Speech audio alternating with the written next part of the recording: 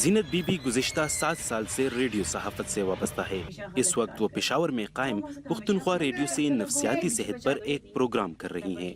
Zeenat be be کا کہنا ہے کہ پشاور میں صحافت کے شعبے سے منسلک رہنا گو کہ آسان نہیں، مگر انہوں نے اس کا انتخاب خوب سوچ سمجھ کر کیا ہے۔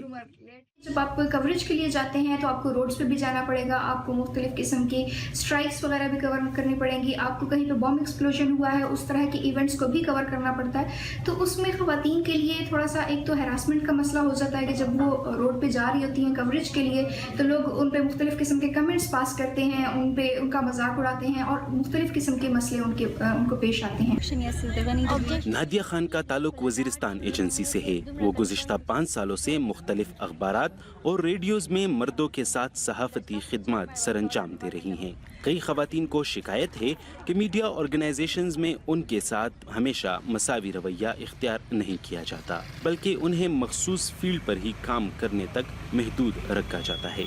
دیکھیے، ٹیررزم ایک ہارڈ کور بیٹ ہے اور یہ ہمارے جو ایڈیٹرز ہیں یا ہمارے جو بیورو چیفز ہیں یا جو ہمارے اداروں کے ہائی اپس ہیں، تو ان کی یہ کوشش ہوتی ہے کہ اس طرح کے بیٹس ہیں تو وہ میلز کو زیادہ دیا کریں، کیونکہ وہ یہ سمجھتے ہیں کہ شاید فیمیلز کی اتنی ایکسپرٹیز اس کے اوپر نہیں ہے یا ان کے پاس شاید اتنا نالج نہیں ہے یا وہ اتنی کریجس انف نہیں ہے کہ وہ فیلڈ جا کے ان ایشوز کو کور کریں۔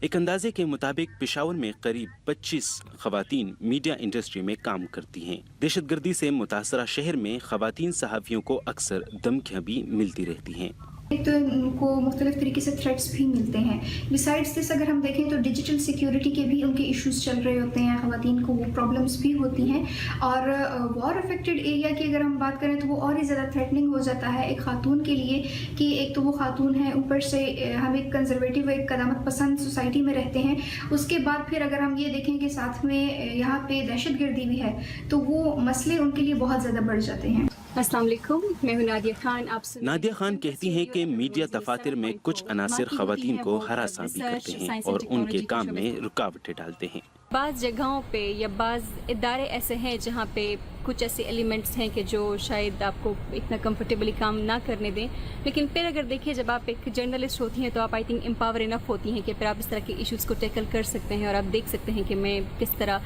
کنڈیوسو انوائرمنٹ اپنے لیے کریٹ کروں، پھر اس میں کام کروں۔ پشتون معاشرے میں مسائل اور مشکلات کے باوجود صحافت کے شعبے سے وابستہ رہنا ایک دلیرانہ فیصلہ ہے، جسے نادیہ خان اور اس جیسی دوسری باہمت خواتین نے اپنے لیے پسند کیا ہے۔